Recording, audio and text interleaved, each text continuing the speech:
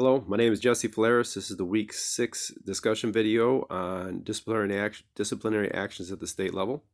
I went to the North Carolina Board of Licensed Clinical Mental Health Counselors website and found their disciplinary actions listed. They have them in alphabetical order with all the results.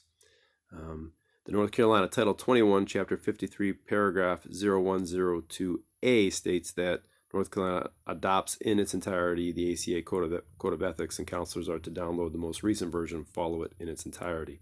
So when I speak of the ACA Code of Ethics, I'm also speaking of the state standards and ethics.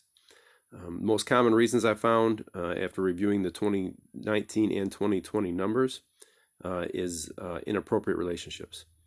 There were 12 cases total in 2019.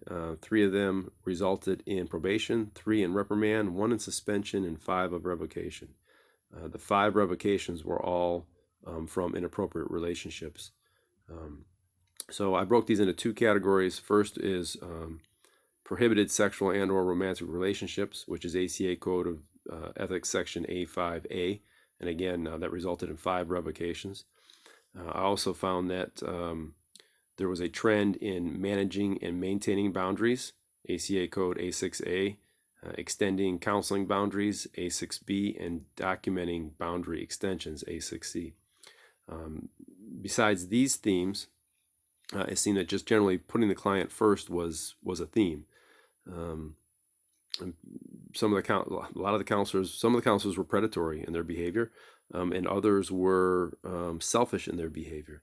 And I think that we're reminded that right at the beginning that it is the welfare of the client that's supposed to come first, and that the counselor's primary responsibility is to respect the dignity and promote the welfare of the client, ACA Code A1A.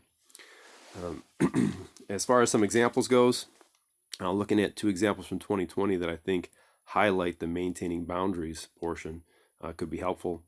The first was in a full licensed 3-year experienced counselor who had paid for a client to take their cab to go to a shelter, and had also, with another client, had drove 20 miles to pick that client up from the dentist.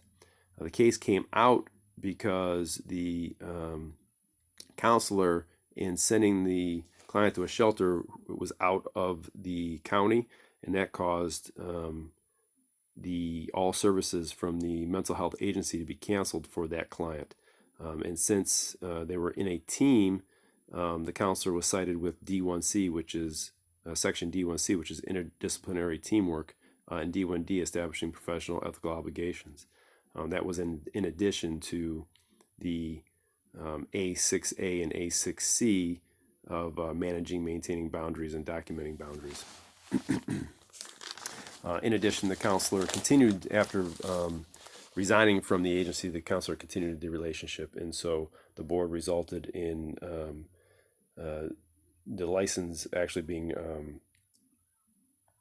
relinquished by the counselor. Agreed to relinquish the license. Another example was a 25-year female counselor who had been counseling for several years a 21-year-old client.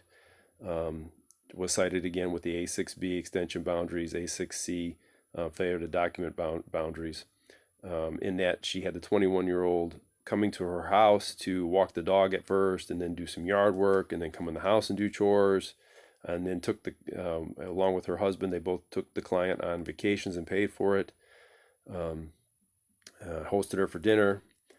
So the board found that it was definitely a violation of the boundaries, the boundaries of relationships.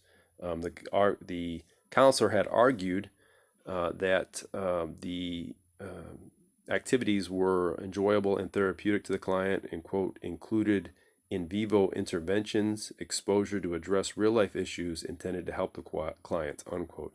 But the board, in reviewing the paperwork, found that the paperwork was sporadic and insufficient to warrant the extending boundaries. I think that it seems pretty clear that the counselor was operating in a selfish fashion and was sort of justifying it, but it made it easy for the board to make the determination because the documentation wasn't there. So that was another theme in a case that was helpful, that resulted again in the counselor relinquishing their license to North Carolina.